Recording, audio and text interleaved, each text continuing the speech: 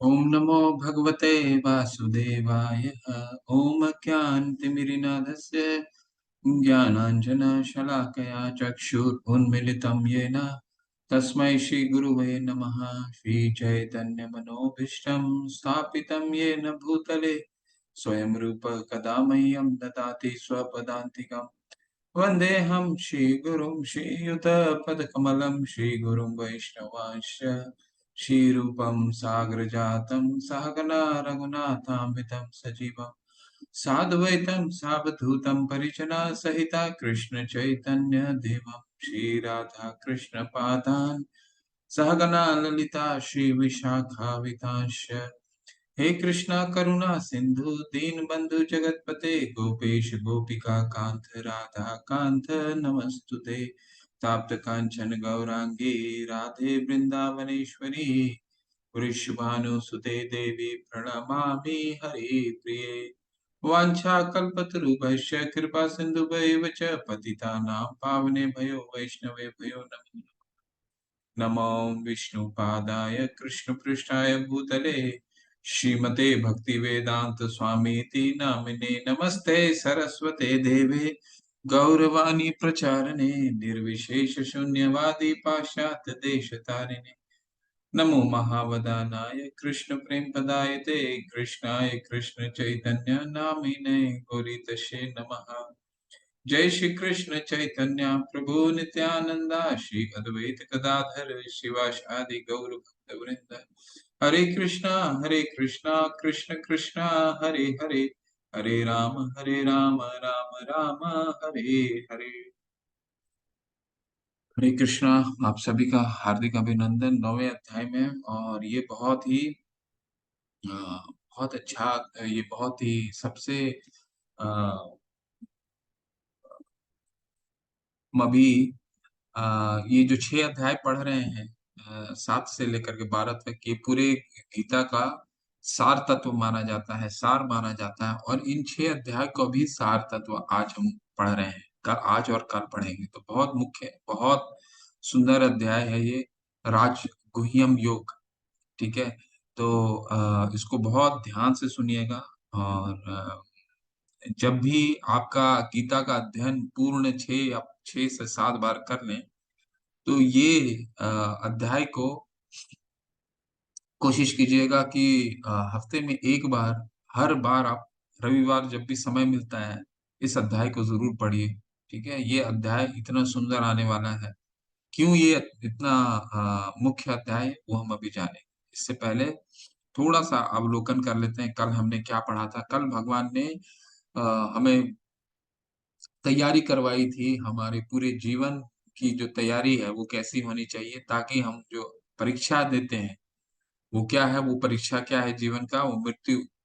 मृत्यु के को किस तरह हमें उसकी तैयारी करनी है, वो भगवान ने कल हमें सिखाया। कैसे तैयारी करनी है, जीवन भर हमें भगवान के नाम का अभ्यास करना। भगवान कहते हैं कि जो मेरा नाम अंत तक लेगा, अंत में जो मेरा नाम लेगा, वो मेरे परम धाम को प्राप्त होगा, और इसमें कोई संशय नहीं है। भगवान इतने गारंटी के साथ, इतने इतने हमें इतना कॉन्फिडेंस दे रहे हैं कि संशय की कोई बात ही नहीं है। हम संशय रहित रहते हैं। क्या कि ये नाम लें, वो नाम लें, ये लें, भगवान स्वयं कह रहे हैं जिनका नाम लेना है हमें, वो स्वतः ही बता रहे हैं कि ये नाम लो, ये नाम लेने से कोई तुम्हें परेशानी नहीं होगी, और संशय रहित तुमको चिंता करने की आवश्यकता नहीं है। आज हमारे, जब हम 9वें अध्याय के अंत में पहुंचेंगे, हमें भगवान इस दोबारा इस चीज को समझाएंगे। ठीक है। तो भगवान कहते हैं अंत काल में जो मेरा नाम लोगे तुम, मेरे धाम को प्राप्त होगे, ऐसा इसमें कोई संशय नहीं है। परंतु अगर तुम नहीं लेते हो, ठीक है, अगर तुम नहीं लेते हो और जिसका ध्यान करते हो, अंत काल में तुम वो शरीर प्राप्त करोगे। ठीक है। इसलिए तुमको क्या करना है अर्जुन, इसलिए तुमको जो भी कार्य करते हो, मेरे मुझे मुझे स्मरण करते हुए, मुझे याद करते हुए करो। तस्मात् सर्वेषु कालेषु माम अनुस्मर युद्ध च। ठीक है। लेकिन ये एक दिन में तो होगा नहीं, तो इसके लिए क्या करना है, इसके लिए निरंतर जीवन भर हमें हरे कृष्णा कृष्णा कृष्णा हरे हरे, हरे राम राम हरे हरे। अभ्यास योग युक्तेन चेतसा न अन्य गामिना। अभ्यास करना पड़ेगा किस चीज का? न चेतसा न अन्य गामिना। मुझे मेरे निरंतर मेरा नाम का चिंतन करना पड़ेगा, और वो भी बिना संशय के। ठीक है, अगर तुम ऐसा करते हो तो अंत काल में जरूर मुझे प्राप्त करोगे। ठीक है, ये ज्ञान देने के बाद भगवान अंत में बताते हैं कि तुम जितना भी वेद का अध्ययन कर लो, दान दे दो, यज्ञ कर लो, तपस्या कर लो, इन सब चीजों से जो तुम्हें पुण्य की प्राप्ति मिलेगी, जो तुम्हें फल प्राप्त होगा, केवल भक्ति करने से वो तुम्हारा सारा फल भक्ति में, भक्ति से प्राप्त हो जाएगा। वेदेश जो भगवान क्या कहते हैं, अ, वर्ष क्या है, अ, मुझे स्मरण नहीं आ रहा है, जो सबसे अंतिम आठवां का अंतिम वर्ष है, उसमें भगवान क्या कहते हैं कि वेद तपस्या यज्ञ और दान, वेदेषु यज्ञेषु तपेषु चैव दानेषु यत् पुण्य फलम प्रतिष्ठम अतेति तत्सर्वविदं विदित्वा योगी योगी अब मुझे अच्छे से याद नहीं आ रहा, पर कहने का तात्पर्य ये है कि जो भी हम कार्य कर रहे हैं, जो भी तपस्या कर रहे हैं, वेदाध्ययन कर रहे हैं, दान कर रहे हैं, उसको उसकी जितनी भी फल है, फल हमें फल का पुण्य प्राप्त होता है, वो केवल और केवल हमें भक्ति करने से प्राप्त होता है। ऐसा कर करके भगवान हमें 9वें अध्याय को आगाज करते हैं। क्या हम पढ़ने वाले हैं आज? राज गुह्यम योग। ठीक है।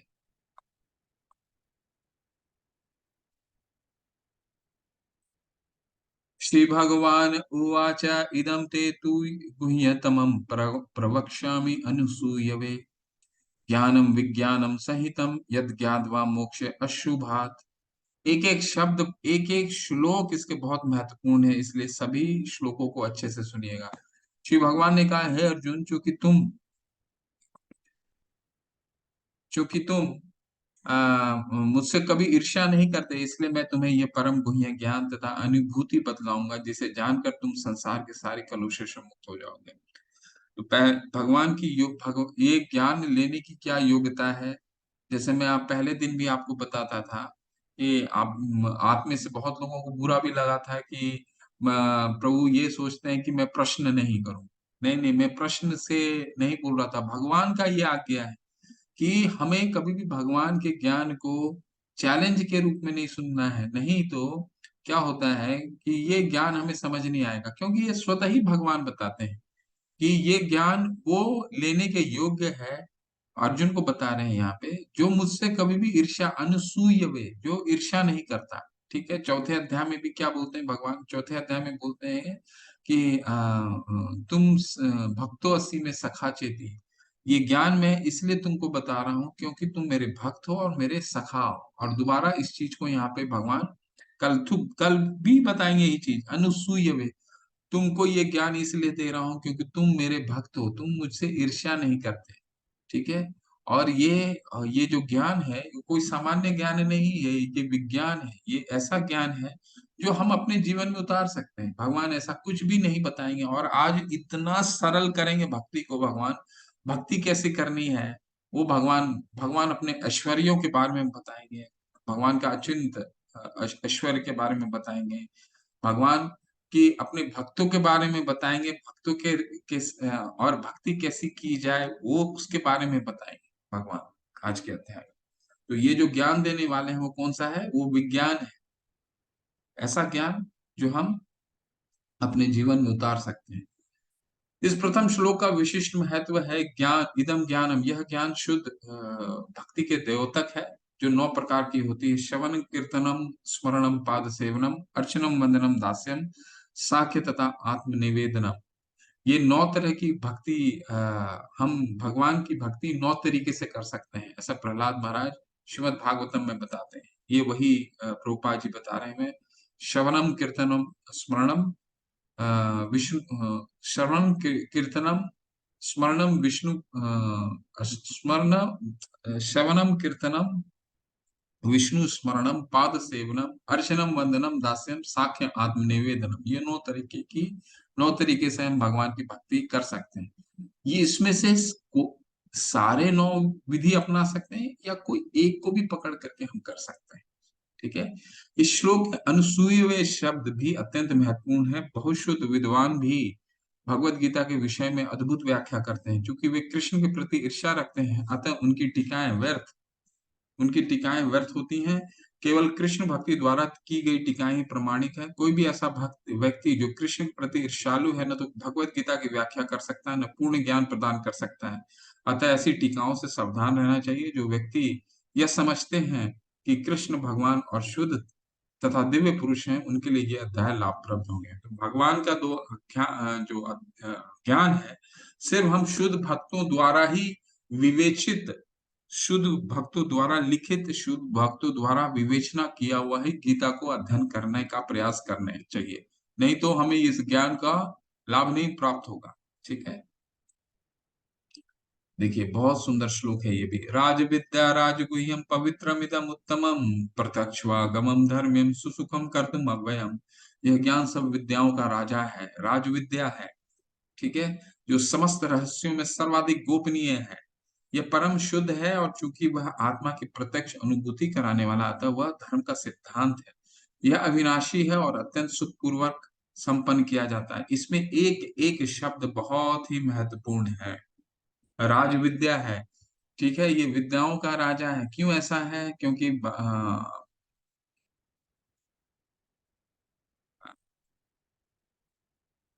हमें आदि शंकराचार्य भी क्या समझाते हैं। आगे शंकराचार्य बताते हैं, सुधि भोक्ता ये जो सर्व उपनिषदों गावो दुग्धा गोपाल नंदनम, ये सभी वेदों का सार है। इसलिए ये विद्याओं का राजा है, क्योंकि ये आत्मा और शरीर के भेद को बताता है। ठीक है। इसलिए ये राजा है। जो आज आज हम अध्याय पढ़ने वाले हैं, वो सभी विद्याओं का राजा है। राजगुह्य है, बहुत गुह्य ज्ञान है। क्यों गुप्त ज्ञान है? क्योंकि नॉर्मली हम जो भौतिक विज्ञान लेते हैं, प्रोपा जी समझाते हैं, इस तरह का ज्ञान जो है हमें कहीं नहीं मिलता है। हम स्कूल कॉलेज में जाते हैं, वो बहुत विडंबना है कि गीता को कहीं अध्ययन नहीं किया जाता है। इसलिए हम इस ज्ञान से पूर्ण रूप से वंचित हैं। ठीक है। धर्मनिरपेक्षता के नाम पे हमारे पूरे देश में गीता का ज्ञान जो पूरे स्कूल लेवल से शुरू करना चाहिए था, परंतु ये नहीं किया जाता। वही भगवान कह रहे हैं, ये राजगुह्य ज्ञान बहुत गुप्त ज्ञान है। क्यों? क्योंकि सामान्यतः हम देखते हैं इस तरह का ज्ञान नहीं दिया जाता है। समाज शास्त्री, गणित, physics, chemistry, engineering, medical science, ये वो सारा ज्ञान हम दे देते हैं, परंतु जो विद्या है वही हम नहीं देते। तो आप भी बोल रहे होंगे, नहीं क्या ये विद्या हमें जीवन व्यापन करा सकता है क्या? क्या हमें पैसे दिला सकता है क्या विद्या? देखिए, हमारी शास्त्रों में कहा जाता है कि शास्त्रों के अनुसार विद्या च अविद्या च यस्तद वेदो उभयम सह, यानी जो शास्त्र है वही भगवान के तत्व से जुड़ा हुआ जो भी ज्ञान है वो विद्या है, बाकी सारे अविद्या है। तो क्या हम जो ज्ञान ले रहे हैं भौतिक मटेरियल, वो अविद्या है? अविद्या है, परंतु वो भी जरूरी है। उपनिषद में वो भी बताते हैं। अब विद्या अविद्या, विद्या च विद्या च यस्तद वेदो उभयम सह, दोनों एक दूसरे को जरूरी है। अगर हम विद्या मटीरियली हम अच्छा एजुकेट नहीं हो तो हमारी बात सुनेगा कौन? ठीक है। हम शास्त्र के बारे में भी बताएंगे तो कौन सुनेगा? तो इसलिए विद्या का भी जरूरी है, परंतु हमें वो विद्या पूर्ण विद्या नहीं है। क्यों? क्योंकि वो मनुष्यों द्वारा बनाया गया है। मनुष्यों में 4 तरह की कमियां पाई जाती हैं। उनकी इंद्रियां अपूर्ण होती हैं, तो अपूर्ण इंद्रियों से अपूर्ण ज्ञान कैसे दे सकते हैं? वो भ्रमित हो जाते हैं, जिसके कारण वो भ्रम में पड़ जाते हैं। तीसरा क्या है? गलतियां करते हैं। और चौथा, वो उनमें धोखा देने की प्रवृत्ति होती है। ये सभी मनुष्यों में पाया जाता है। ठीक है। तो इनके द्वारा कोई भी दिया हुआ ज्ञान हमेशा अपूर्ण ज्ञान रहेगा। ठीक है। तो इसलिए ये विद्याओं का राजा है। काफी ये बहुत ही गोपनीय ज्ञान है। पवित्रम इदम उत्तमम, ये पवित्र ज्ञान है। क्यों पवित्र है? क्योंकि ये हम अगर ज्ञान लेते हैं तो हमें पापों, जितने भी पाप हैं हमारे, वो हमारे उच्छेदन हो जाता है उन पापों का। प्रत्यक्षवागमम धर्मयम सुसुखम कर्तुम अव्ययम, ये प्रत्यक्ष अनुभूति कराता है किसका? शरीर और आत्मा का प्रत्यक्ष अनुभूति कराता है। हमारा पूरा शरीर में एक चीज है जो पूरे शरीर को चेतना देता है। वो शरीर का क्या साइज है? बाल अग्रस्त भागस्य, बाल के अग्र भाग का 1/10,000 हिस्सा है, ये है जीव। ये हमारे शरीर का मूल तत्व है। बाकी अगर वो निकल गया तो वो शरीर जड़ वस्तु बन जाता है, और उसमें सिर्फ आपका बदबू आता है, वो सड़ने लग जाता है। अगर जीव नहीं है, एक इसमें से जीव निकल जाता है, आत्मा चेतना निकल जाती है। तो ये आत्मा और शरीर की प्रत्यक्ष अनुभूति कराता है। ये धर्म है। ठीक है। धर्म किसको कहते हैं? धर्म जो कभी भी समाप्त नहीं होता, जो परमानेंट है। ठीक है। तो ये भगवान का आदेश को ही धर्म कहा जाता है। सुसुखम कर्तुम अव्ययम, और ये सुख की अनुभूति कराता है। सुख की अनुभूति मतलब कि भगवान की भक्ति बहुत सरल है करना। हमें कोई तिरुपति में जाकर के करोड़ रुपए देने की आवश्यकता नहीं है। भगवान 26 श्लोक पहुंचिए, भगवान अपनी भक्ति करने की सरलता को बहुत ही विस्तार से बताते हैं। बहुत सरल है, कोई भी कर सकता है। किसी के पास अगर पैसा नहीं हो, चार चीजें किसी के पास हो जाएं, पानी हो, जल हो, पत्र हो, पुष्प हो, कोई भी अगर आपके पास है, भगवान की भक्ति उससे कर सकते हैं। इतना सरल है, इसलिए वो सुख प्रदान करता है। ठीक है। तो ये ही हम पढ़ने वाले हैं, कुछ कैरेक्टरिस्टिक हम भगवान बता दिए। हे परम तप, जो लोग भक्ति में श्रद्धा नहीं रखते, वे मुझे प्राप्त नहीं कर पाते, अतः वे इस भौतिक जगत में जन्म मृत्यु के मार्ग पर वापस आते रहते हैं। तो भगवान बता रहे हैं यहाँ पे कि जो ईर्ष्या करने, पहले ही भगवान ने कंडीशन रख दिया, ईर्ष्या अनुसूय वे, ईर्ष्या करने वालों को ये ज्ञान कभी भी प्राप्त नहीं हो सकता। ठीक है। इस श्लोक को हम और अच्छे से, हम अभी 4-5 स्लाइड के बाद और अच्छे से पढ़ेंगे, उसमें कुछ और अच्छे उदाहरण दूंगा। अभी अगले 4 श्लोकों में हम लोग भगवान के ऐश्वर्य के बारे में जानेंगे। ठीक है। भगवान का ऐश्वर्य क्या है? ये संपूर्ण जगत मेरे अव्यक्त रूप द्वारा व्याप्त है, समस्त जीव मुझ में है किंतु मैं उनमें नहीं हूँ। मया तदमिदम सर्वम जगत अव्यक्त मूर्तिना मत स्थानी सर्वभूतानि न चाहम तेषु अवस्थित। भगवान बहुत ही, आपको बहुत विडंबना, आपको बहुत ही कंफ्यूज हो रहे होंगे कि आपको लग रहा होगा भगवान ये बोल रहे हैं मैं जीव में हूं भी, मैं नहीं भी हूं। तो इसका क्या मतलब, कैसे इसको समझें? तो मैं आपको कल भी समझाया था कि जैसे आपके एक रिलायंस है, तो रिलायंस मुकेश अंबानी चलाते हैं। तो मुकेश अंबानी द्वारा वो पूरी कंपनी को मुकेश अंबानी शक्ति, मुकेश अंबानी वहाँ कानून बनाते हैं। मुकेश अंबानी द्वारा हर कार्य वहां पे हर चीजों में मुकेश अंबानी की शक्ति के रूप में देखा जा सकता है। मुकेश अंबानी रूल बनाते हैं, परंतु हर जगह मुकेश अंबानी नहीं रहते। ठीक।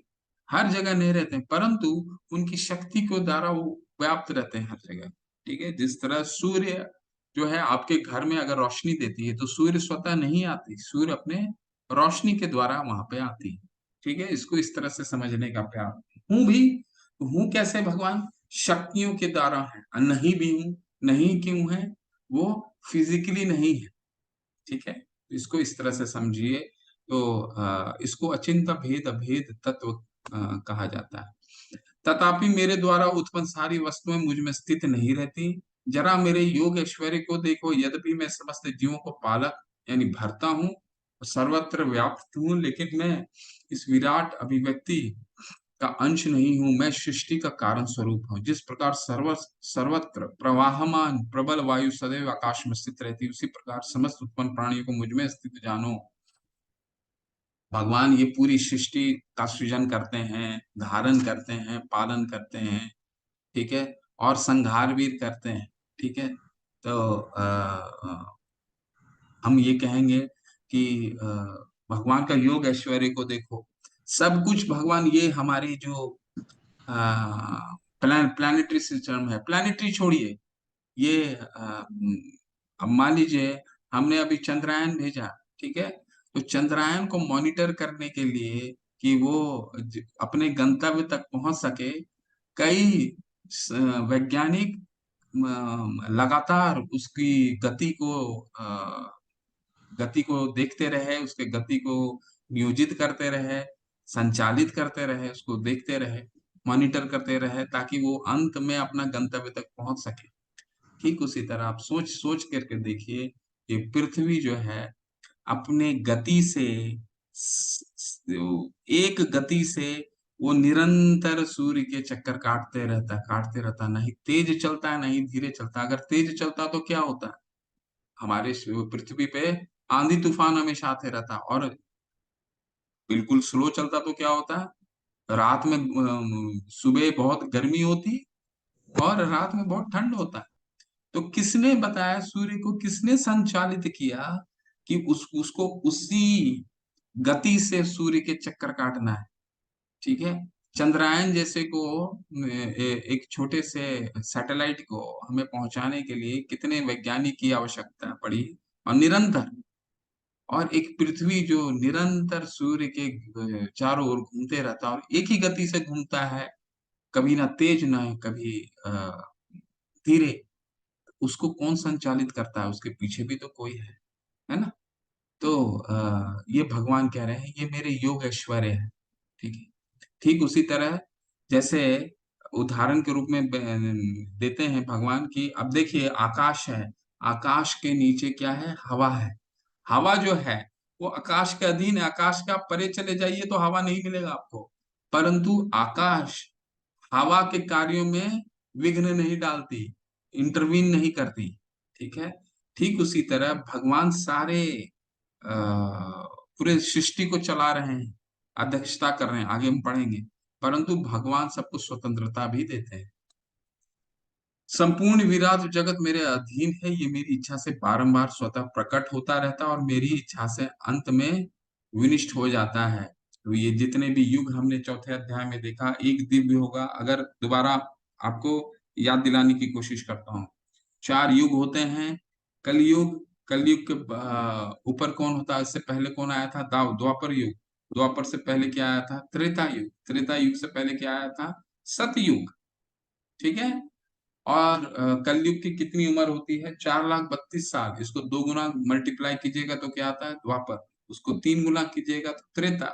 इसको 4 गुना कीजिएगा तो सतयुग। इन चारों को जोड़िएगा तो कितना आता है, 43,20,000 साल, एक दिव्य युग। तो भगवान जो है कह रहे हैं कि मेरे द्वारा ही ये सृष्टि का निर्माण होता है और मैंने ही इस संहार का कारण बनता हूँ। तो संहार कब होता है, सृष्टि का प्रलय कब होता है, जब ब्रह्मा जी का 100 वर्ष पूर्ण हो जाते हैं। तो ये सारा भगवान के जल में प्रवाहित हो जाता है, ये पृथ्वी। ठीक है। भगवान के अंदर चला जाता है, सारे जीव भगवान के अंदर रहते हैं। तो भगवान इसके कारण है।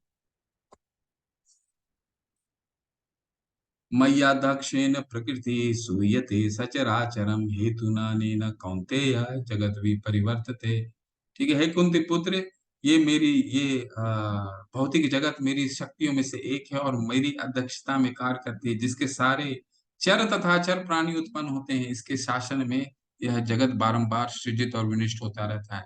भगवान कितने सुंदर हमें समझा रहे हैं, कह रहे हैं कि जितने चलने वाले हैं, चर या अचर व्यक्ति, सबकी अध्यक्ष, ये सारे मेरे अध्यक्षता में कार्य कर रहे हैं, मेरी शक्तियों के द्वारा।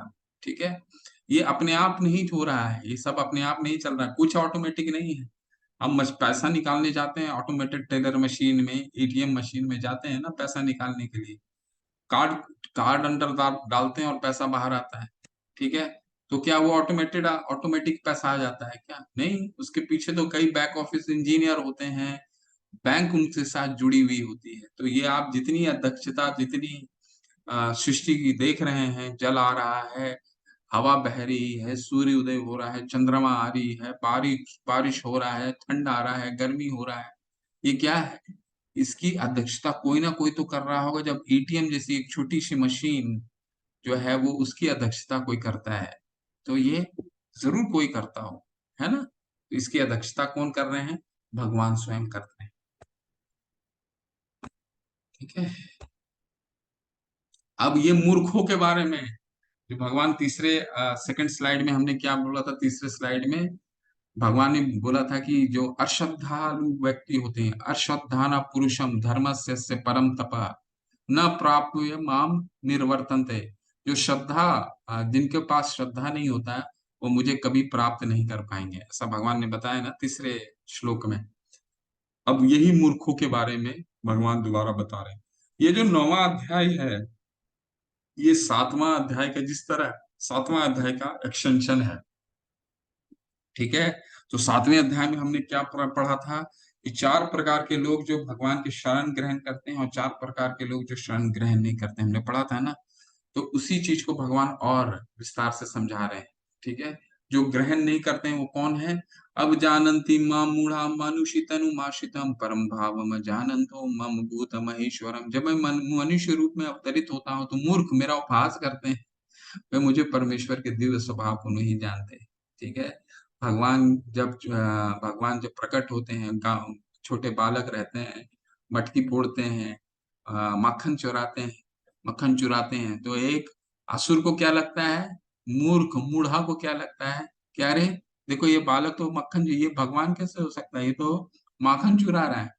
तो वो ये नहीं देखता भगवान की लौकिक लीलाएं तो देखता है, पारलौकिक लीलाएं तो नहीं देखता कि 5 वर्ष में माखन तो चुराए, लेकिन 5 वर्ष में ही गोवर्धन पर्वत भी उन्होंने उठाया है।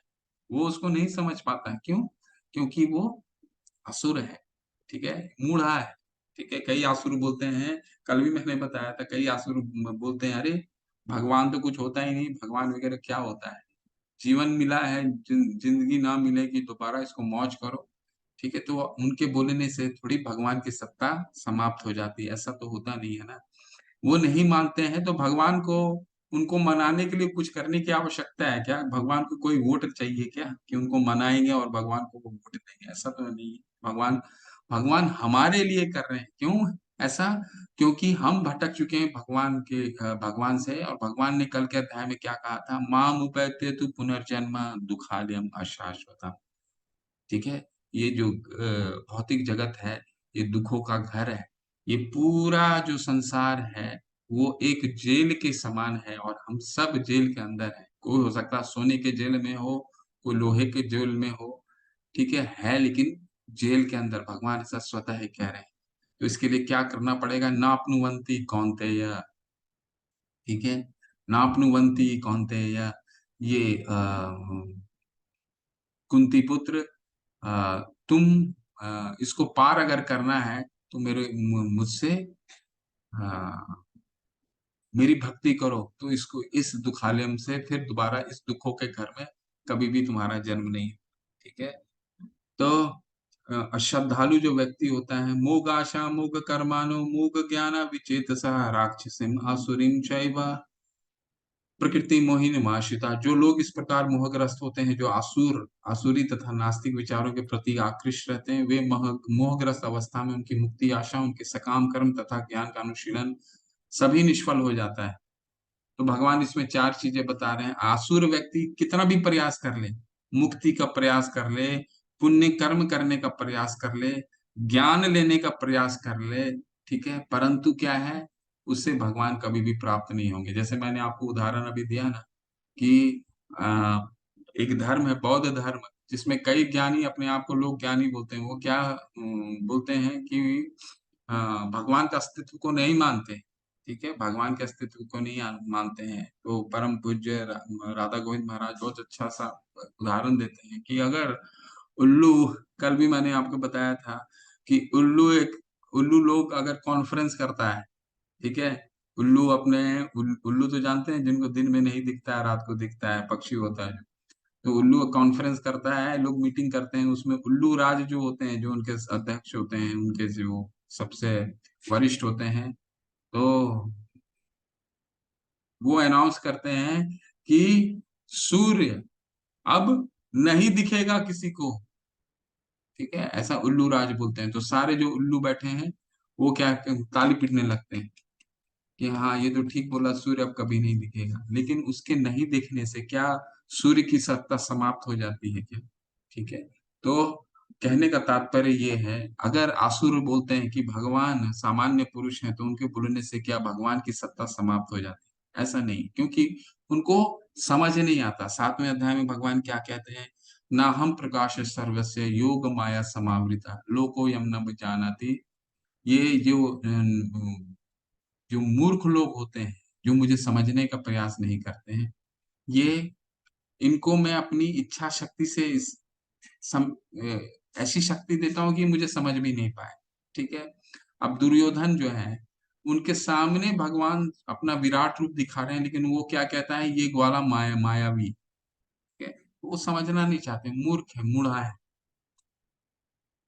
अब भगवान इन 2 स्लाइडों में तो हमने देख लिया, क्या क्या देखा, मूर्खों के बारे में, जो भगवान के कभी शरण ग्रहण नहीं करते। अब 2 स्लाइड में वो देखने वाले हैं जो भगवान के शरण ग्रहण करते हैं। भक्तों की परिभाषा, महात्मा कौन किसको कहते हैं? हम तो अपने मटेरियल वर्ल्ड में, भौतिक जगत में महात्मा किसी के साथ जोड़ देते हैं, परंतु महात्मा का परिभाषा क्या है?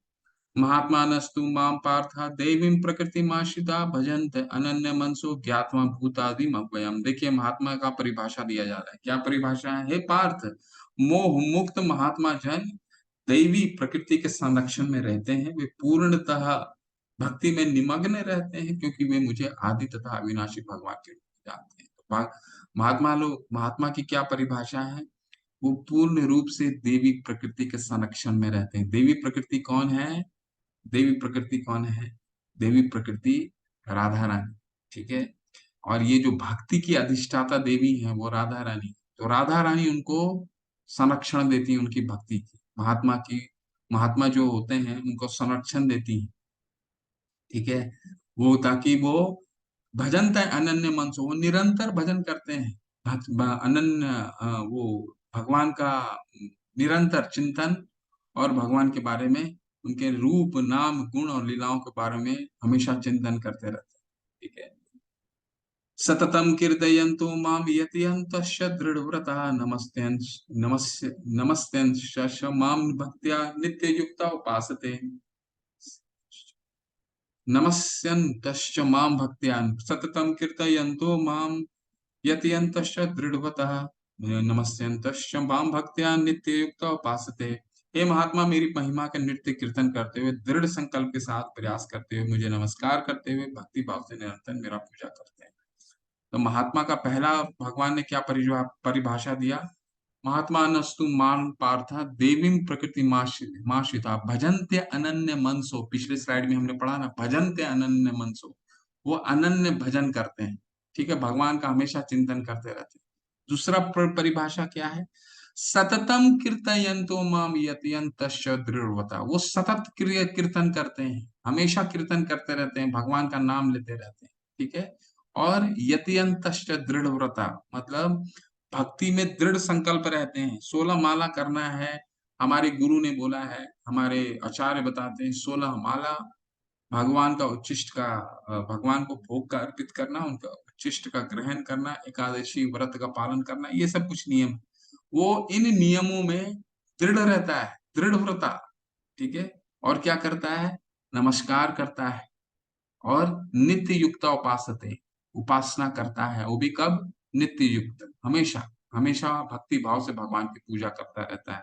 ये महात्मा का परिभाषा है। तो एक बार एक रिपोर्टर जो है प्रभुपाद जी से पूछते हैं कि कहाँ लिखा हुआ है भगवत गीता में कि हमें हरे कृष्णा महामंत्र का जाप करना है। ठीक है। तो प्रभुपाद जी बताते हैं कि भगवान ने तो बोला है, मैं तो बोल रहा हूँ 16 माला करने के लिए, भगवान तो बोलते हैं सततम कीर्तयन्तु माम, सततम कीर्तन करना है, 24 घंटा कीर्तन करना है ना। हर जगह लिखा है भगवान ने, मेरा नाम, मेरा अपने मनसा वाचा करना, अपने मन से, अपनी वाणी से, अपने कर्मों से मुझे, मेरी सेवा में मुझे सेवा करो।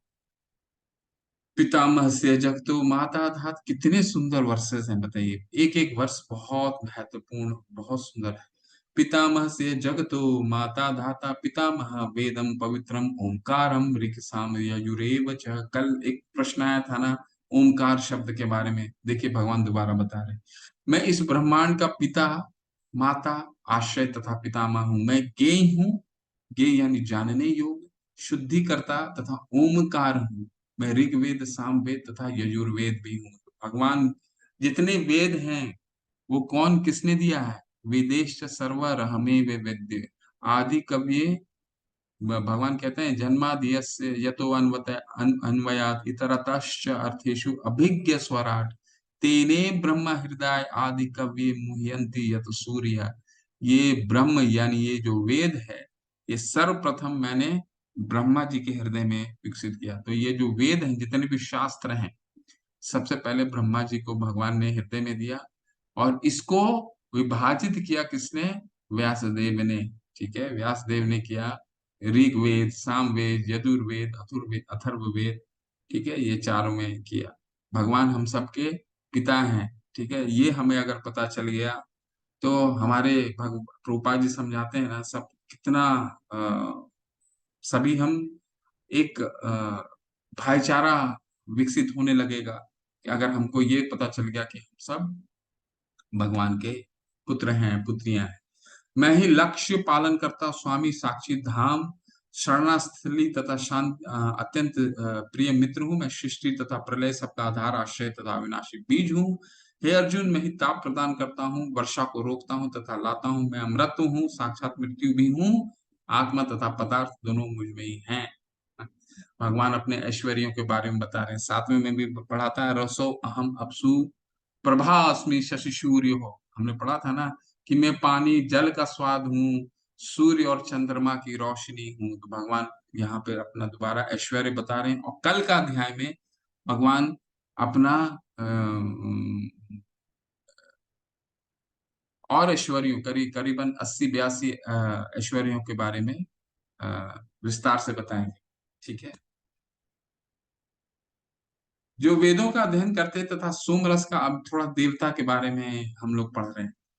ठीक है, जो देवता का जो वेदों का अध्ययन करते तथा सोमरस का पान करते हैं, वे स्वर्ग प्राप्ति की गवेषणा करते हुए अप्रत्यक्ष रूप से मेरी पूजा करते हैं। वे पाप कर्मों से शुद्ध होकर इंद्र के पवित्र स्वर्गिक धाम से में जन्म लेते हैं, जहां वो देवताओं का सा आनंद भोगते हैं। इस प्रकार जब वे विस्तृत स्वर्गिक इंद्र सुख को भोग लेते हैं और उनके पुण्य कर्म के फल छीन हो जाते हैं, तो वो मृत्यु लोक में पुनः लौट आते हैं। इस प्रकार जो तीन वेदों के सिद्धांतों में दृढ़ रहकर इंद्र सुख की गवेषणा करते हैं, उन्हें जन्म मृत्यु के चक्कर ही मिल पाता है।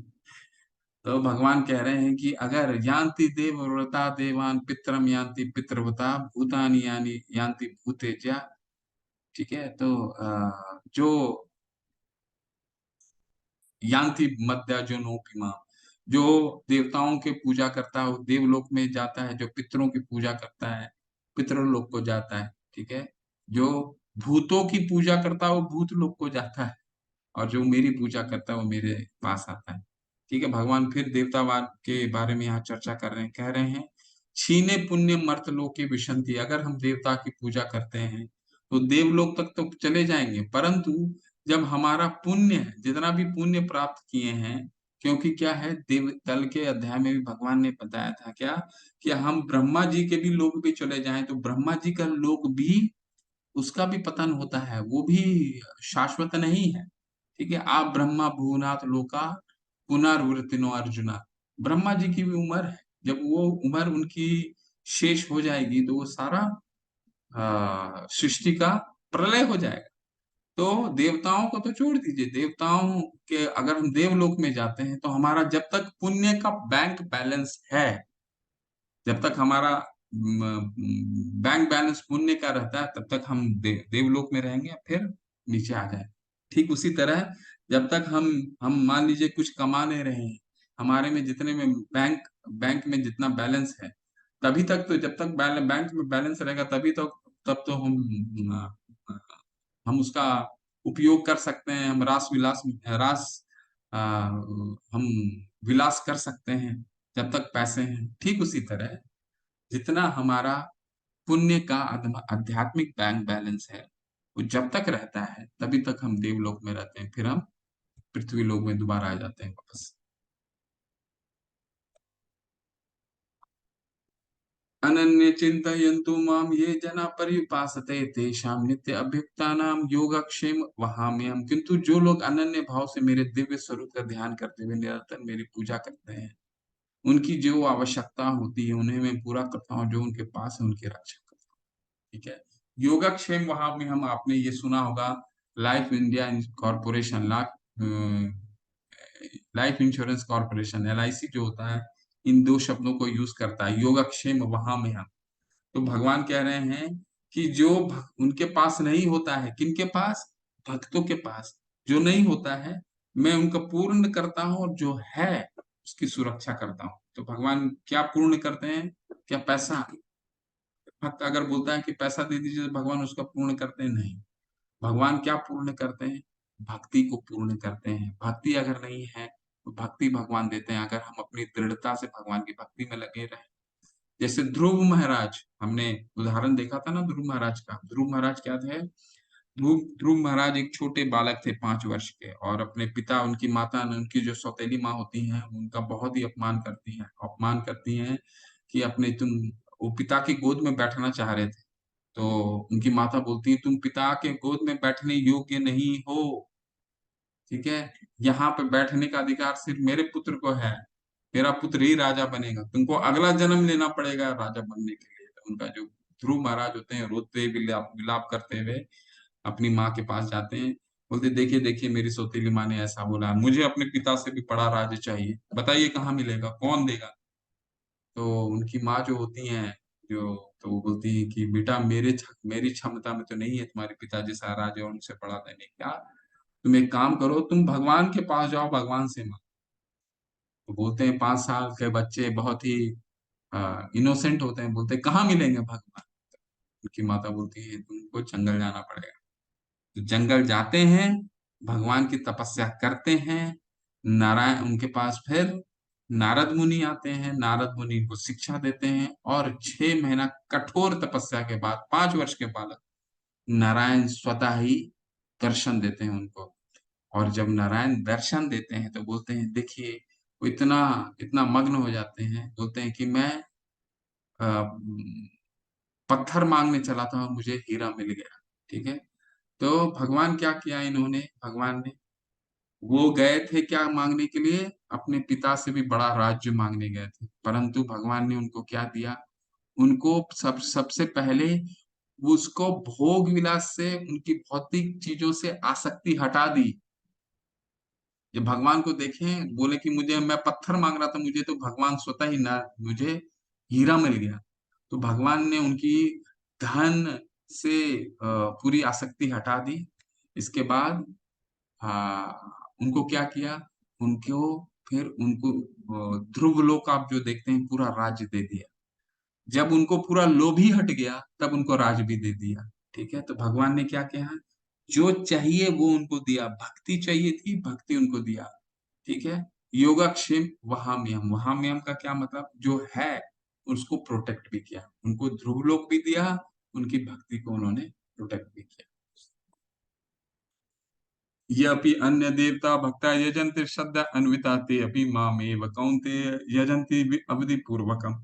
हे कुंती पुत्र, जो लोग अन्य देवताओं के भक्त हैं, उनकी श्रद्धा पूर्वक पूजा करते हैं, वास्तव में वे भी मेरी पूजा करते हैं, किंतु वे त्रुटिपूर्ण ढंग से करते हैं। तो देवता पूजन क्या है? भगवान कह रहे हैं, वो देवताओं का जो पूजन कर रहे हैं, वो करते हैं, अंततः मेरे तक पहुंचता है, लेकिन क्या वो पत्तों टहनियों में पानी डालने, वो जड़ में नहीं डालते हैं। ठीक है। मैंने आपको बताया था, नारद मुनि बहुत अच्छा श्लोक बताते हैं भागवत में, कहते हैं, यथा तरोर्मूल निषेचनेन तृप्यन्ति तत्स्कन्धभुजो पुशाखा प्राणोपहारस्य यथेन्द्रियाणां तथैव श्रद्धा अहम तथैव तथैव श्रद्धा यथा अहम अच्युतेज्य। तथा तरोर मूल निषेचनेन, अगर हम मूल में पानी डालते हैं, पेड़ के मूल में यानी जड़ में पानी डालते हैं, तृप्यंति तत्स्कंद भुजो पुशाखा, पूरा पूरा पेड़ को, टहनियों को, पत्तों को, सबको, फल को, सबको मिल जाता है। ठीक है। ठीक उसी तरह प्राणोपहारश्च यथेन्द्रियाना, अगर हम उदर को, अपने पेट को भोजन देते हैं, तो पूरे शरीर में पोषण पहुंच जाता है। हमें हाथ को, आंख को, बाल को, अपने पैर को अलग से भोजन देने की आवश्यकता नहीं है। इसीलिए भगवान कह रहे हैं, सीधा तुम जड़ में पानी डालो ना, क्यों इनडायरेक्टली कर रहे हो? अवधि पूर्वकम क्यों कर रहे हो? इनडायरेक्टली क्यों कर रहे हो? ठीक है। यान्ति देवव्रता देवान् पितरम यान्ति पितृव्रता भूतानि यान्ति भूतेजा यान्ति मद्याजिनोपि माम्। जो देवताओं की पूजा करते हैं वे देवताओं के बीच जन्म लेते हैं। जो पितरों के पूजते हैं वो पितरों के पास जाते हैं। जो भूत प्रेतों की उपासना करते हैं वे उन्हीं के बीच जन्म लेते हैं, और जो मेरी पूजा करते हैं वो मेरे साथ निवास करते हैं। भगवान बहुत क्लियर बता रहे हैं। भूतों की जो पूजा करते हैं भूत लोक को जाते हैं। पितरों की जो पूजा पूजा करते हैं वो पितृ लोक को जाते हैं। भूटान आप जानते होंगे, ठीक है। तो भूटान पिछले पिछले हफ्ता में वहीं पे था। तो भूटान में क्या है, भूटान में पितरों की पूजा की जाती है। पितरों का मतलब अ, अ, जो उनके पूर्वज हैं वहीं तक जाते हुए उनसे ऊपर नहीं जाते हैं। वो पितरों को ही पूजा करते हैं, ठीक है। तो भगवान कह रहे हैं ऐसे लोग क्या है, पितरों की जो पूजा करते हैं पितृलोक को जाते हैं। जो आप चंद्रमा देख रहे हैं ना, चंद्रमा में आधा पितृलोक है। तो अ, पितृलोक को जाते हैं। भूत प्रेतों की जो पूजा करते हैं भूतों के लोक में जाते हैं। देवताओं की जो पूजा करते हैं देवलोक में जाएंगे, और जो मेरी आराधना करेंगे वो ये 14 लोक को पार कर जाएंगे, है ना। तो गीता हमें देवलोक से ऊपर ये लोक को पार करने की विधि बताती है, जो सिर्फ और सिर्फ गीता में हमें प्राप्त होता है। अब भगवान हमें बता रहे हैं, बहुत ही सरल विधि बता रहे हैं, ठीक है। इसीलिए भगवान ने क्या बोला था दूसरे अध्याय में, राज विद्या राजगुह्यम पवित्रम इदम उत्तमम प्रत्यक्षागमम धर्मयम सुसुखम कर्तुम अव्ययम। ये सुख प्रदान करता है, ये ज्ञान। सुख क्यों प्रदान करता है? क्योंकि सरल है, बहुत सरल है। भगवान क्या बोलते हैं 26वें श्लोक में, क्यों सरल है ये सुनिए। पत्रम पुष्पम फलम तोयम यो मे भक्त्या प्रयक्षति तत् अहम भक्त्या उपृहितम अश्नामि प्रयतात्मनः। यदि कोई प्रेम तथा भक्ति के साथ मुझे पत्र पुष्प फल या जल प्रदान करता है तो मैं उसे स्वीकार करता हूँ। भगवान को कोई बड़ी चीज नहीं चाहिए, कोई पैसा नहीं चाहिए। भगवान को क्या बोल रहे हैं भगवान, तुम्हारे पास पत्र है, पत्र दे दो। पत्र भी नहीं मिलता है, पुष्प दे दो, बाहर से ला करके पुष्प अर्पित कर दो, वो भी नहीं मिलता है। कोई फल दे दो, फल भी नहीं मिलता है। जल दे दो, ठीक है। लेकिन दो कैसे? यहाँ पर इस श्लोक में भगवान दो बार भक्ति का प्रयोग कर रहे हैं। भक्तिया प्रयक्षति, भक्तिया उपृहितम, यानी मुझे प्रेम पूर्वक दो। भगवान सिर्फ प्रेम हमारे से चाहते हैं, भगवान हमारे से और कुछ नहीं चाहते, ठीक है। प्रेम पूर्वक हमें प्रदान करना पड़ेगा, बस भक्ति से, बस प्रेम हमें चाहिए। हम भगवान को दे ही क्या सकते हैं, ठीक है।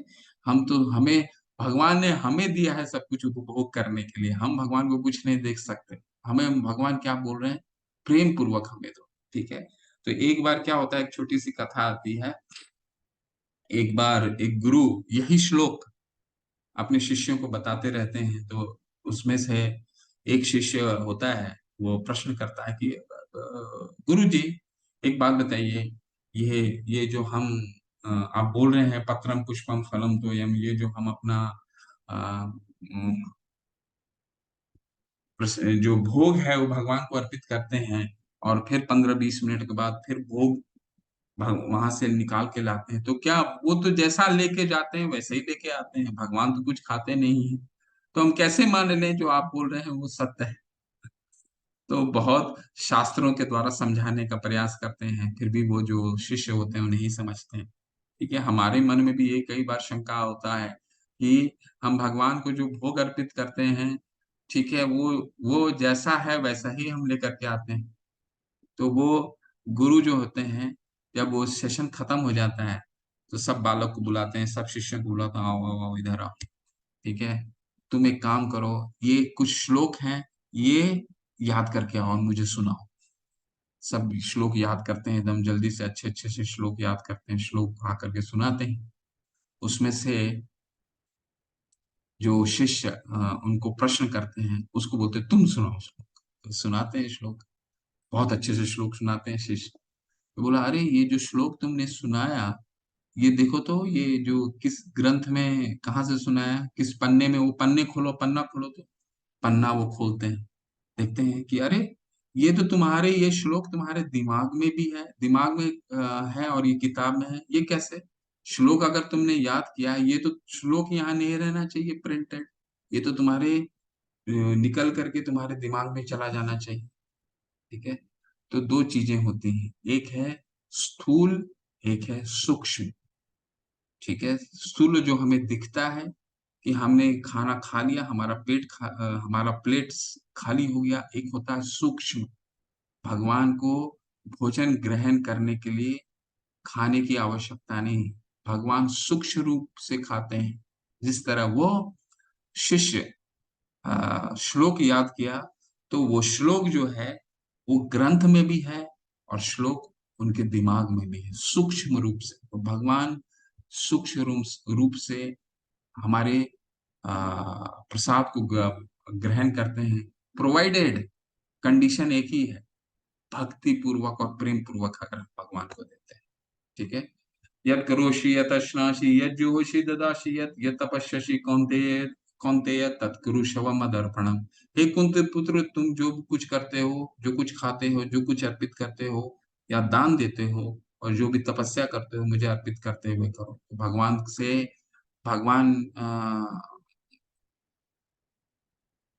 के साथ हमें आदान प्रदान करना है। क्या कह रहे हैं भगवान? कि तुम जो भी कुछ करते हो, कुछ खाते हो अर्पित करो, कुछ कर्म करते हो अर्पित करो, कुछ दान देते हो तो अर्पित करते हो, मुझे देते हुए करो। सिंपल है तरीका। भगवान कुछ बहुत बड़ा चीज करने के लिए नहीं बोल रहे हैं, मुझे अर्पित करो, फिर वो कार्य करो। सम्मोहम सर्वभूतेषु न मे देशो अस्ति न प्रिय ये भजन्ति तु माम भक्त्या मयि ते तेषु चाप्यहम। मैं न तो किसी से द्वेष करता हूँ, न ही किसी के साथ पक्षपात करता हूँ, मैं सबों के लिए संभाव हूँ, किंतु जो भी भक्ति पूर्वक मेरी सेवा करता है वो मेरा मित्र है, मुझ में स्थित रहता है, और मैं भी उसका मित्र हूँ। कई लोग भगवान पे दोषारोपण करते हैं कि अरे भगवान भक्तों के प्रति बहुत ही ज्यादा पक्षपात करते हैं और बाकी के साथ ईर्ष्या करते हैं। भगवान बोलते हैं सम्मोहम सर्वभूतेषु न में देशो अस्ति न प्रिय। मेरे लिए सब बराबर हैं, मैं किसी से ईर्ष्या नहीं करता हूँ, परंतु जो भक्त मुझे प्यार करता है उसका मैं विशेष ध्यान रखता हूँ। ठीक है। तो एक माता होती है, एक माता के दो बच्चे होते हैं। ठीक है। एक थोड़ा सा 4 या 5 साल का बच्चा हो जाता है, एक गोद में होता है। ठीक है। 4-5 साल का जो बच्चा होता है वो अपने से थोड़ा थोड़ा कुछ कार्य कर सकता है, करता है ना। 5 साल के, 4 साल 5 साल के बच्चे जो होते हैं वो अपने से पानी पी सकते हैं, थोड़ा बहुत कुछ अपने से खा सकते हैं। ठीक है। तो लेकिन जो छोटा माँ के गोद में बच्चा होता है वो तो पूर्ण रूप से माँ पे ही आश्रित रहता है। तो कहने का तात्पर्य ये है कि माँ जो है, माँ के लिए दोनों बच्चे सामान्य होते हैं, दोनों बराबर होते हैं, परंतु जो बच्चा माँ के गोद में होता है माँ का ध्यान उस पर विशेष होता है, क्योंकि वो बच्चा पूर्ण रूप से माँ पे निर्भर करता है, आश्रित रहता है। ठीक उसी तरह जिस तरह एक भक्त पूर्ण रूप से सब छोड़ करके भगवान पे आश्रित रहता है, तो भगवान थोड़ा सा उनका साइड लेते हैं, परंतु भगवान के लिए सारे लोग अ, सुहृदय सर्वभूता नाम, सब भगवान सबके हितैषी हैं। ठीक है। अब भक्तों के लिए, अगर भक्तों से गलती हो जाए तो उसके लिए क्या भगवान उपाय निकालते हैं? तो ये उपाय है, अपि चेत सूदराचारु भजते माम अनन्य भाग साधु रेव स मंतव्य समव्यवस्थितो ही सहा। यदि कोई जघन्य से जघन्य कर्म करता है, किंतु यदि वो भक्ति में रत रहता है तो उसे साधु मानना चाहिए, क्योंकि वह अपने संकल्प में अडिग रहता है। भगवान कह रहे हैं ऐसे भक्त जिनसे, देखिए, हमारे जीवन में दो तरीके के कार्य होते हैं। एक भक्त के भी जीवन में दो तरीके के कार्य होता है। एक कौन सा कार्य? एक नित्य कार्य, एक वो कार्य, एक बद्ध कार्य होएगा, एक नित्य कार्य। बद्ध कार्य क्या होता है? जो वो अपना शरीर उपार्जन करने के लिए, अपना जीवोपार्जन करने के लिए वो जो काम करता है। ठीक है। तो उस और दूसरा नित्य कार्य क्या? भगवान की भक्ति करता है, सुबह भगवान के अर्च विग्रह को साफ करता है, फूल अर्पित करता है, भोग अर्पित करता है, श्रवण करता है, कीर्तन करता है, भगवान के ग्रंथों का अध्ययन करता है, वो नित्य कार्य हुई है। लेकिन क्या होता है, कभी कभी जीवोपार्जन करने वक्त जो डेली काम करता है वो, उसमें कुछ गलती हो सकती है उससे। ठीक है। तो भगवान लेकिन क्या कह रहे हैं ऐसे पुरुष को, ऐसे भक्त को साधु मानो। क्यों? क्योंकि इससे अननोइंगली, बिना जाने से गलती हो जाता है। ठीक है, तो ऐसे को भगवान कह रहे हैं, ऐसे भक्त को दोषी नहीं, उनको साधु ही मानना चाहिए, क्योंकि भक्ति में रत है ना। क्षिप्रम भवति धर्मात्मा शश्वत शांति निगच्छति कौन्तेय प्रतिजाना ही न मे भक्त्या प्रणश्यति। बहुत सुंदर श्लोक है। वह तुरंत धर्मात्मा बन जाता है और स्थायी शांति को प्राप्त होता है। हे कुंती पुत्र, निडर होकर घोषणा कर दो कि मेरे भक्त का कभी विनाश नहीं होता। देखिए, भगवान बिल्कुल खुल करके बोल रहे हैं, मेरे भक्त का कभी विनाश नहीं होता। कौन्तेय प्रतिजाना ही, और अर्जुन को बोलते हैं, जाओ, अगर उससे कोई गलती भी हो गया तो उसको साधु समझो और तुम घोषणा कर दो कि मेरा भक्त का कभी विनाश नहीं होता। तो भगवान अर्जुन को क्यों बोल रहे हैं घोषणा करने के लिए? खुद भी घोषणा कर सकते हैं। क्यों? क्योंकि भगवान इतने भक्त से प्रेम करते हैं कि अपने प्रोमिसेस को वो तोड़ देते हैं कभी कभी, है ना। तो जैसे महाभारत के युद्ध में उन्होंने युद्ध न लेने, शस्त्र को नहीं उठाने का प्रण लिया था, परंतु भीष्म पितामह जब उनको ललकारते हैं तब क्या करते हैं, वो रथ के पहिए को उठा करके ही भीष्म पितामह को के ऊपर फेंकने के लिए चले जाते हैं। परंतु ये क्या था? क्योंकि भीष्म पितामह वीर्य रस में भगवान भगवान से लड़ाई करना चाह रहे थे, क्योंकि उसी रूप में उनकी भक्ति थी, वीर रस उसको कहा जाता है। तो भगवान क्या कर रहे थे? उनसे प्रेम करने के लिए, उनकी उनकी इच्छाओं को पूर्ति करने के लिए, उनसे लड़ने के लिए जाते थे। तो भगवान अपने भक्त को प्रेम प्रदान करने के लिए कभी कभी प्रॉमिस तोड़ देते हैं, परंतु भगवान के जो भक्त होते हैं कभी प्रॉमिस नहीं तोड़ते। इसलिए अर्जुन को बोल रहे हैं, मैं बोलूंगा तो कोई विश्वास नहीं करेगा, तुम जा करके बोल दो। माम ही पार्थ व्यपाश्रित्य ये अपि स्यु पापयोनियः स्त्रियो वैश्यो तथा शूद्रो ते अपि यान्ति पराम गतिम। जो है पार्थ, जो लोग मेरी शरण ग्रहण करते हैं, भले ही जन्मना निम्न जन्म स्त्री वैश्य तथा शूद्र क्यों न हो, वे परम धाम को प्राप्त होते हैं। दो श्लोक और हैं, बहुत सुंदर श्लोक है, बने रहिएगा। वे परम धाम को प्राप्त होते हैं। तो भगवान यहाँ क्या कह रहे हैं? कोई भी भक्ति करने के लिए कोई योग्यता नहीं है। ठीक है। आ, देवहूति माता कहती हैं, कपिल मुनि की जो माँ होती है, भगवान कपिल की, कि भगवान की भक्ति एक चंडाल भी कर सकता है, कुत्ते का जो मांस खाता है वो भी कर सकता है, वो भी पाप से भगवान की भक्ति किसी का अधिकार नहीं है, कोई भी कर सकता है। शूद्र वैश्य स्त्री कोई भी कर सकता है, ऐसा भगवान बता रहे हैं। मन मना भव और ये सबसे, ये जो श्लोक है ये पूरे गीता का सार बोला जाता है, और बहुत ही सुंदर श्लोक है। इसमें भगवान भक्ति करने की विधि बता रहे हैं। मन मना भव मत भक्तो मद्याची माम नमस्कुरु माम वैशाशी युक्त एवं आत्मान मत परायण। अपने मन को मेरे नित्य चिंतन में लगाओ, मेरे भक्त बनो, मुझे नमस्कार करो और मेरी ही पूजा करो। इस प्रकार मुझ में पूर्णतया तलीन होने पर तुम मुझ निश्चित रूप से मुझे प्राप्त होगी। ठीक है, मन मना ये भक्ति करने की विधि बना रहे हैं। भगवान से हमें क्या करना है, भक्ति कैसे करना? मन मना, यानी कि भगवान का निरंतर चिंतन करते रहो। वो कैसे होगा? कल के अध्याय में भगवान ने बताया था, अभ्यास योग युक्तेन चेतसा न अन्य ज्ञामिना। हम भगवान का निरंतर नाम का जप शुरू करें। जिन्होंने जप शुरू नहीं किया है, कोशिश कीजिए, एक माला से शुरू करिए, हरे कृष्ण कृष्ण कृष्ण हरे हरे, हरे राम राम राम हरे हरे। अगर हम ये करते हैं तो कभी ना कभी भगवान का मन मना होने लगेगा, हम हमेशा भगवान का चिंतन करने लगेंगे। ठीक है। मद भक्तो, ठीक है, यानी मेरे भक्त बनो तुम। मेरी चिंता शुरू शुरू में मेरे भगवान कह रहे हैं कि तुम मेरी चिंता नहीं करोगे, कोई बात नहीं, तुमने अभी नई नई भक्ति शुरू की है, कोई बात नहीं, तुम मेरे भक्त बनो। ठीक है। मद भक्तो मद्याजी माम नमस्कुरु। तुम मेरे भक्त भी नहीं मान पा रहे हो तो एक काम करो, मुझे नमस्कार करो। मेरे अर्च विग्रहों को देखते हो, मंदिर जाओ, बगल में मंदिर रहता, मंदिर जाओ, मंदिर में मेरा मुझे नमस्कार करो।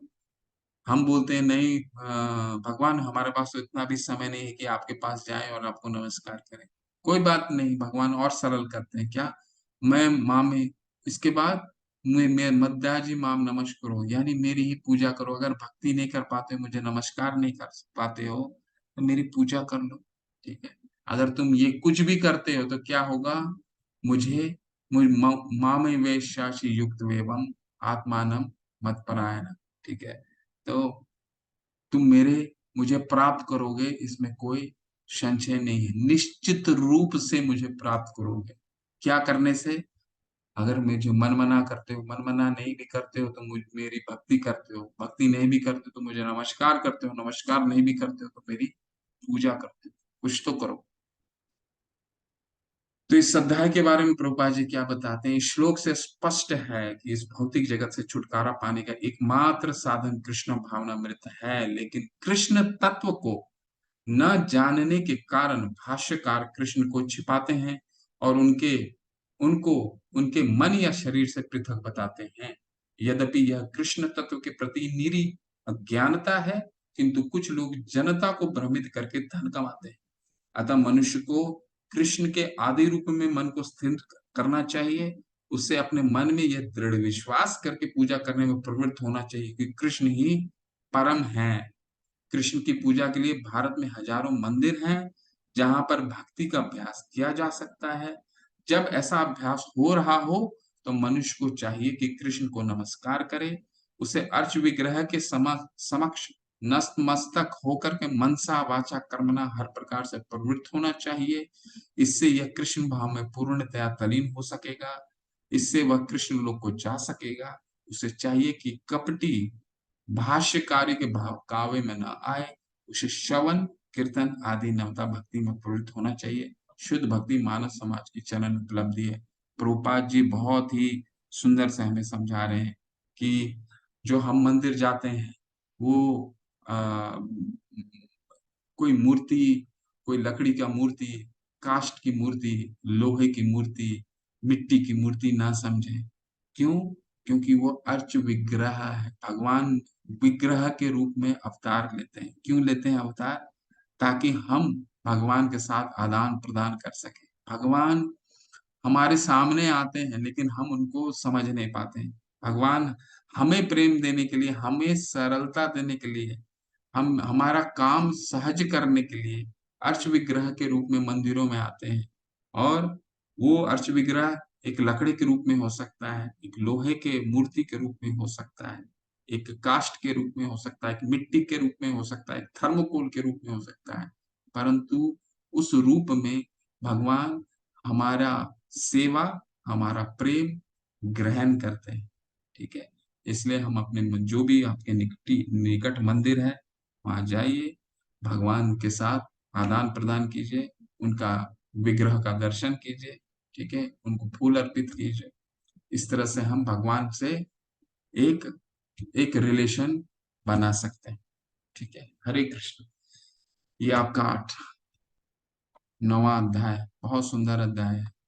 ठीक है। इसको खत्म करने बोला जाता है तो खत्म करने का मन नहीं करता। ये बहुत सुंदर अध्याय है। और इस अध्याय को आचार्य एक एक अध्याय को जो बहुत ही वरिष्ठ भक्त है वो एक एक श्लोक को एक एक डेढ़ डेढ़ घंटा बात कर सकता है। ठीक है। तो बहुत सुंदर ये अध्याय है। हरे कृष्ण। आप में से कोई कैसा, आप लोग का क्विज वगैरह चल रहा है क्या? हरे कृष्णा प्रभु जी, दंडवत प्रणाम। धन्यवाद। प्रणाम माता।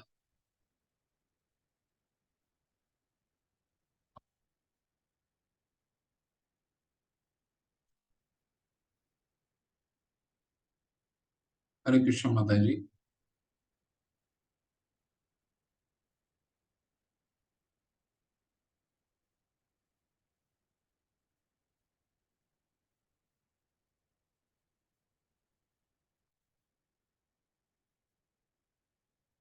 अनम्यूट कीजिए माता जी। मोना गोयल बोल रही थी। अनम्यूट कीजिए, आपको पूछना है कुछ। अ, हरे कृष्णा प्रभु जी, मुझे ये कंफर्म करना था, जैसे आपने बताया कि भगवान जी की जो था कि वो अपनी बात को टाल सकते हैं, मतलब अपने हेलो, अपनी बात को वो पलट सकते हैं, लेकिन भक्त की बात को वो पलटते नहीं है। तो ये मुझे थोड़ा-सा कांसेप्ट क्लियर से समझ नहीं आया। हम्म। भगवान देखिए क्या होता है, भगवान भक्तों देखिए भक्तों को बात मानने के लिए वो भगवान कुछ मिथ्या भी बोल सकते हैं। भगवान भक्तों से इतना प्रेम करते हैं कि जैसे मैंने आपको भीष्म पितामह का उदाहरण दिया, तो भीष्म पितामह जो थे, हमें लगता है कि भीष्म पितामह जो है उन्होंने गलत किया।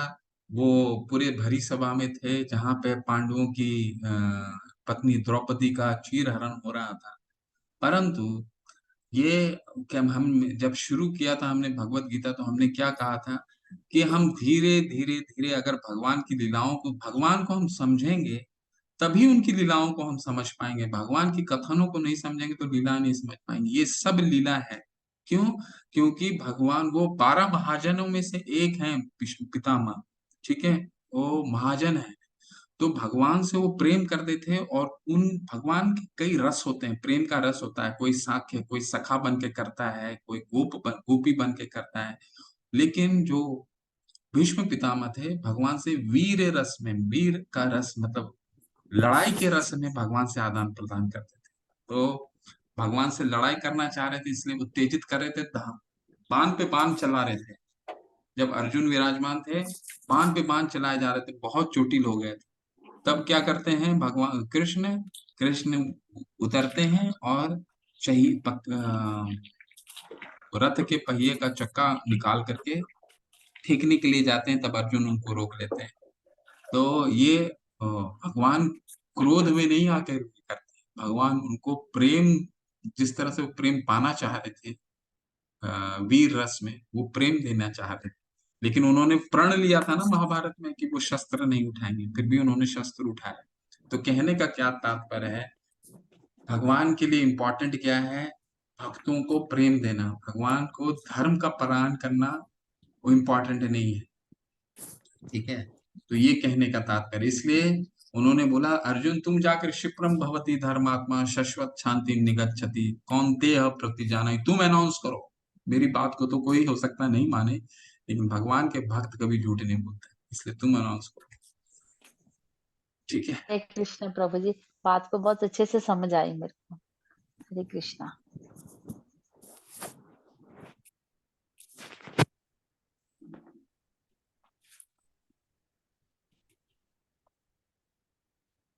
हरे कृष्णा प्रभु जी। हरे कृष्ण माता जी, जी पूछिए हाँ प्लीज। प्रभु जी, जैसे ये अभी आप 12 महाजनों की बात कर रहे हैं, उसमें एक हनुमान जी को 12 महाजन की कैटेगरी में क्यों नहीं रखा गया?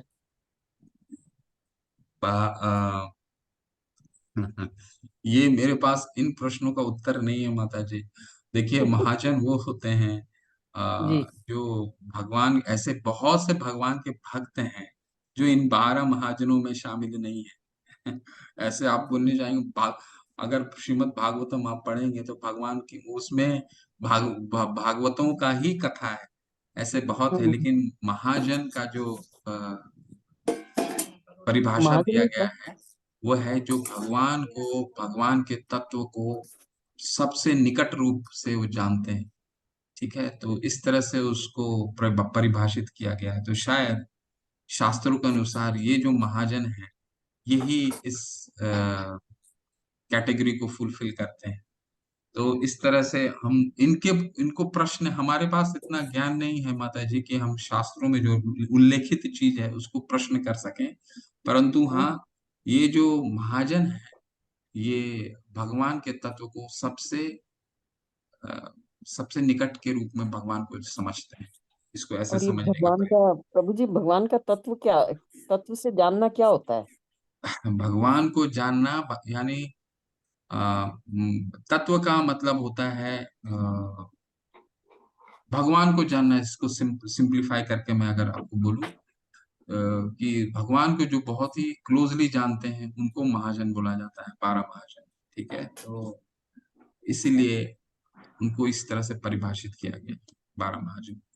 भगवान को बहुत सबसे निकट से जानते हैं, उनके उनकी उनकी गुण लीला, उनकी नाम, उनकी शक्ति, उनकी सबको वो बहुत ही क्लोजली जानते हैं महाजन।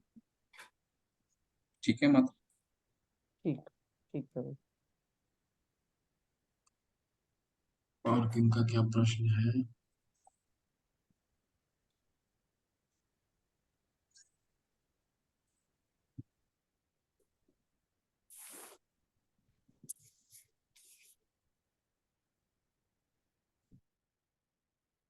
मंजू भटनागर माता है, प्रभु जी हम डेली अपने घर के लड्डू गोपाल की सेवा करते हैं, तो क्या मंदिर जाना जरूरी है?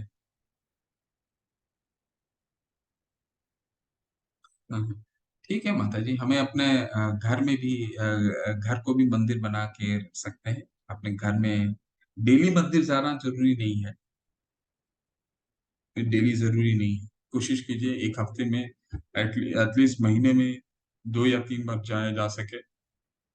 ठीक है, ताकि मंदिर में क्या होता है, कीर्तन होता है, बहुत अच्छा अच्छा आपको प्रसादम होता है, कीर्तन होता है, तो ये सब सुन सकते हैं, भक्तों के द्वारा सुन सकते हैं। तो मंदिर का एक्सपीरियंस अलग होता है, और घर में जो आप कर रहे हैं वो तो है ही। वो तो घर को आप जिस में भगवान, क्योंकि वो घर ही भगवान का है, वो हमारा घर थोड़ी होता है, भगवान का ही घर है, तो वो तो उनको तो रखना है ही। तभी तो भवन है। घर, घर को क्या कहा जाता है? भवन। जिसमें भगवान रहते हैं उसको भवन, नहीं तो जिसमें भगवान माइनस हो जाते हैं वो सिर्फ वन हो जाता है। ठीक है, वो जंगल हो जाता है। इसलिए आप जो कर रहे हैं वो ठीक है, परंतु मंदिर भी महीने में 1 या 2 बार, जैसा आपको सहूलियत लगे, कम से कम एक एक बार तो जाइए प्लीज, 1 या 2 बार जाइए, भक्तों के साथ श्रवण कीजिए, कीर्तन कीजिए, अच्छा लगेगा।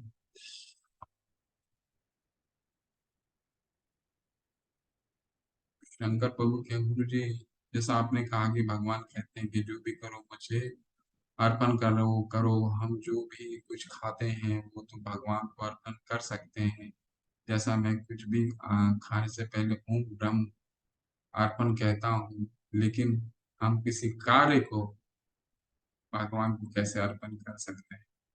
दान दीजिए प्रभु, जो हम कमाते हैं, जो हम अ, सबसे इम्पोर्टेंट है, दान जो है, दान का जो कॉन्सेप्ट है बहुत ही महत्वपूर्ण शास्त्र में बताया, क्योंकि धन से हम बहुत आसक्त होते हैं।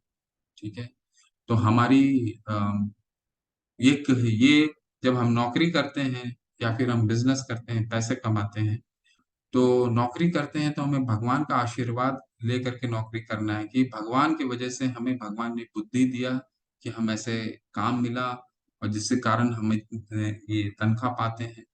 तो इसमें से कुछ भाग हम भगवान को निश्चित रूप से अर्पित करें, वो आपका निर्णय है कहाँ करना है, कैसे करना है। लेकिन 17वें अध्याय में पहुंचेंगे तो उसका भी डेफिनेशन है, वो कीजिए। अगर बिजनेस करते हैं तो स्वयं को उस बिजनेस का ओनर ना मान करके भगवान को उसका बिजनेस का ओनर बनाइए, कि भगवान की वजह से वो बिजनेस स्थापित हुआ है, हम भगवान के बस दास हैं। तो अपने प्रॉफिट को भगवान के साथ शेयर कीजिए। इस तरह क्या कीजिए, भगवान भगवान आपके एक रिलेशन में है, रिलेटिव है, ऐसा मान करके हमें चलना है। ठीक है, सबसे क्लोज घर में रहते हैं तो उनको एक रिलेटिव के जैसा रखिए। घर में काम करते हैं तो आप अपने साथ रखिए, बिजनेस है तो उनको उसको ओनर बनाइए। तो ऐसे करेंगे जब, ये कब आएगा?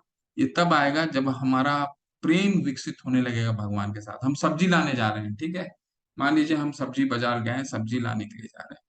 दो तरीका होता है सोचने का। एक तरीका क्या है? एक तरीका तो ये है कि आज हम सब्जी लाएंगे, आज तो हम गोभी लाएंगे, मटर लाएंगे और अच्छा अच्छा सब्जी बनाएंगे और खाएंगे। और एक तरीका ये होगा कि यार इस सीजन में बहुत अच्छा सब्जी आया है, चलो आज अच्छा ये सब्जी बनाते हैं और भगवान को अर्पित करते हैं, भगवान को अच्छा लगेगा, तब इसको ग्रहण करें। तो उसमें क्या हुआ, बिल्कुल वही चीज बदल गया। ठीक है, जो चीज हम अपने भोग के लिए उद्धृत थे, अभी भगवान की आनंद के लिए वही काम कर रहे हैं।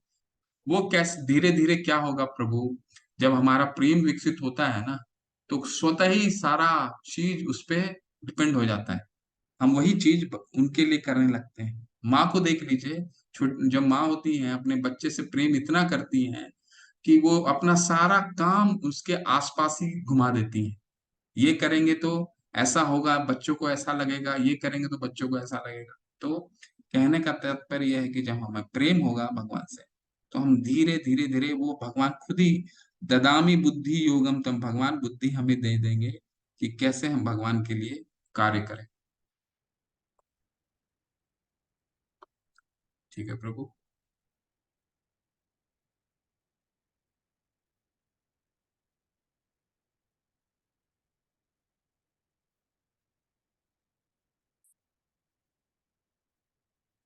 गीता की किस श्लोक का अध्ययन प्रतिदिन करना चाहिए? कोई भी श्लोक, 2 श्लोक डेली पढ़िए माता जी। एनी ऑफ द 2 श्लोक, एनी 2 श्लोक you read on daily basis. किसी भी श्लोक को, 2 श्लोक, 3 श्लोक को अध्ययन कीजिए। 700 श्लोक महत्वपूर्ण है, परंतु इसमें से 108 श्लोक जो है वो सबसे महत्वपूर्ण है, क्योंकि प्रभुपाद जी उसका बहुत यूज करते हैं। परंतु गीता के सारे श्लोक बहुत महत्वपूर्ण है। आप कोई भी 2 श्लोक शुरू में डेली अध्ययन कीजिए, एक एक करके डेली 1 श्लोक होता है। आपको जैसा समय मिलता है कोशिश कीजिए आधा घंटा जरूर दीजिए। ठीक है? क्यों? क्योंकि शास्त्र क्या करते हैं माता जी, शास्त्र हमारी 6 चीजों, जीवन के 6 चीजों को, अगर हम क्वालिटी ऑफ लाइफ जीना चाहते हैं तो शास्त्रों के अनुसार जीने से क्या होता है, 6 चीजें हमारी कम होने लग जाती हैं। क्या क्या? क्रोध, लोभ, काम, क्रोध, लोभ, मोह, ईर्ष्या और अहंकार। ये 6 चीजें धीरे धीरे कम होने लग जाती हैं। और आप देखिए एक एक वर्ड को देखिए, और यही जो 6 चीज है ये हमको जीवन में हर तरह से तकलीफ देता है। कौन कौन सा चीज है? काम, किसी चीज पे बहुत काम का हम कामुक हो जाते हैं, किसी चीज पे काम। दूसरा, क्रोध, क्रोध हमारा जीवन को नरक बनाता है। त्रिविधम नरकस्य इदम द्वारम नाशना आत्मनः काम क्रोध तथा लोभ तस्याम एतम त्रयम त्यजेत। 3 जो चीज है नरक के द्वार हैं, काम, क्रोध, लोभ। ठीक है? क्रोध, इसके बाद आता है लोभ। लोभ हमारा कुछ भी सर्वनाश करता है। चौथा क्या आता है?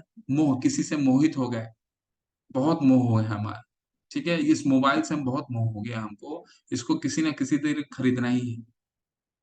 इस शर्ट को खरीदना ही, इस जूते को खरीदना ही, इस व्यक्ति से बहुत लोभ हो गया, अपने बिजनेस पैसे से बहुत लोभ हो गया, हमारा पतन कराता है।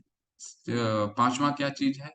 ईर्ष्या, द्वेष करना। इसको ये चीज, जैसे घर में ये चीज है मेरे घर में भी होना चाहिए। ठीक है? कोई चीज इकट्ठा करने से हम कभी भी बड़े नहीं बन सकते, क्योंकि अगर हम प्रतिस्पर्धा करते हैं इस जीवन में, हमसे कोई ना कोई अच्छा होना ही होना है। हम अपने घर में कितना भी अच्छा चीज ले लें, हम कितना भी एजुकेशन ले लें, हमसे कोई ना कोई अच्छा होगा ही होगा। हमसे, हमको प्रतिस्पर्धा किससे करनी है? हमें प्रतिस्पर्धा स्वयं से करनी है, किसी से नहीं करने की आवश्यकता है। इसलिए ईर्ष्या कट, और अंत में क्या आता है? अहंकार। ईर्ष्या के कारण अहंकार हो गया, हम ऐसे हैं, हम ऐसे हैं, हम ऐसे हैं। ये जो 6 चीजें हैं, शास्त्र को निश्चित रूप से 30 मिनट्स ऑन डेली बेसिस, आधे घंटा जरूर पढ़िए। ये 6 चीजें अगर क्वालिटी ऑफ लाइफ हमें जीनी है, तो ये 6 चीजें धीरे धीरे धीरे शास्त्र पढ़ने से कम होंगी। ठीक है? तो आधा घंटा आप सब लोग, फिर प्रार्थना है, जरूर दीजिए।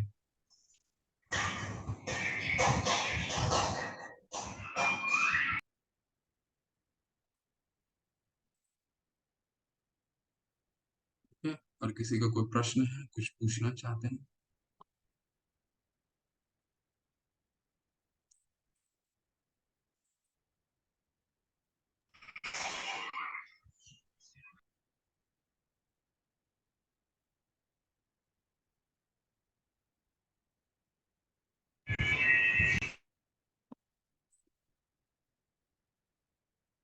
ठीक है, चलिए चलते हैं फिर।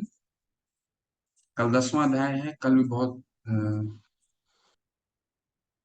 प्रभु जी, एक बार 18 दिन की क्लास ज्वाइन करने के बाद हर्षा माता जी क्या पूछना चाह रहे हैं, थोड़ा सा क्लियर पूछिए प्लीज। प्रभु जी क्या दोबारा स्टार्टिंग से कर सकते हैं? माता जी अब अगले लेवल में आइए, क्विज बनाइए अच्छे से, लेवल 2 और अच्छे से पढ़िए। ये तो विहंगम लोकम है, थोड़ा सा एक आपको, अगर आप लोग 20% भी समझ गए, समझ लिए कि ओके है, आप पास कर गए, ठीक है।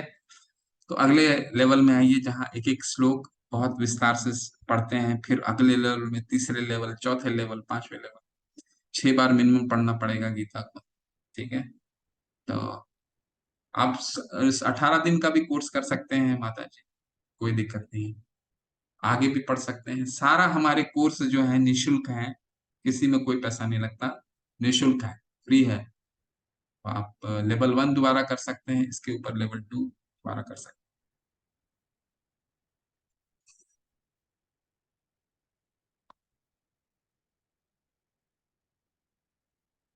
नेक्स्ट लेवल कितने दिन बाद स्टार्ट होगा? होगा माता जी, ये 18 दिन समाप्त होगा तो लेवल 2 भी स्टार्ट होगा। हर लेवल 1 के समापन के बाद लेवल 2 स्टार्ट होगा, हो जाएगा। आप बस अपने ग्रुप में बने रहिए, वहां लिंक आएगा, अपने क्विज़ेस को सॉल्व करते रहिए, लिंक आएगा, लिंक में ज्वाइन करते जाइए, वो आपको डायरेक्शन मिल जाएगा व्हाट्सएप ग्रुप में, ठीक है। दीक्षा कैसे ली जाए? जशवंत प्रभु जी, आ, दीक्षा की 3 प्रक्रिया है। शेल्टर, पहले आश्रय का फॉर्म भरना पड़ता है, फिर शेल्टर का फॉर्म भरना पड़ता है। शेल्टर का फॉर्म भर करके आपको जमा करना पड़ता है, वो जमा करिए, 6 महीने बाद आपको कॉल वहां से आएगा। 4 नियम का पालन करना पड़ता है, 16 माला, मीन कम से कम 16 माला, ठीक है। 16 माला ABCD है, इसको करना ही है। 4 नियमों का पालन करना, कौन कौन सा नियम है? हम, no meat eating, no intoxication, means मांसाहार न करना, नशा पान न करना, नो गैम्बलिंग, किसी तरह का द्रुत क्रिया न करना, और चौथा क्या है? नो इलिसिट सेक्स, यानी कि अपने संबंध के बाहर कोई किसी तरह का अनैतिक संबंध नहीं रखना। बहुत आसान है ये सब करना, कोई बहुत मुश्किल नहीं है, हम लोग सब लोग करते हैं, ठीक है। तो बस क्या है, कुछ चीजें हमें बदलनी पड़ेगी, तो ये चीजों को, नियम का पालन कीजिए, फॉर्म भरिए, जमा कर दीजिए। मंदिर के अधिकृत लोग हैं, आप मुझे भी दे सकते हैं। आप फॉर्म मेरे से, जब सेशन खत्म हो जाएगा तो मेरे से बात कर लीजिएगा, फॉर्म, नियमों का पालन करिए। 6 6 महीना कम से कम देखा जाता है, 6 महीने से साल भर, इसके बाद फिर आपको वहां से फोन आ जाएगा, मंदिर से फोन आ जाएगा।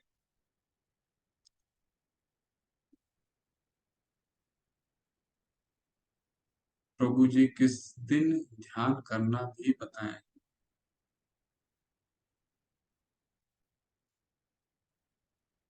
मैसेज करिए प्रभु, जसपाल प्रभु, मैसेज कीजिए।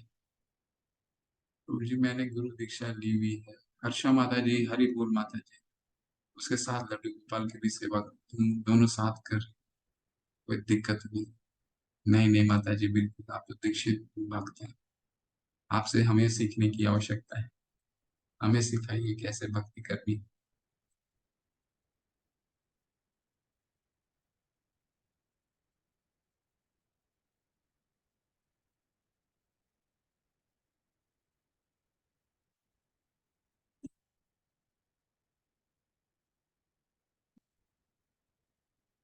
ठीक है, चलिए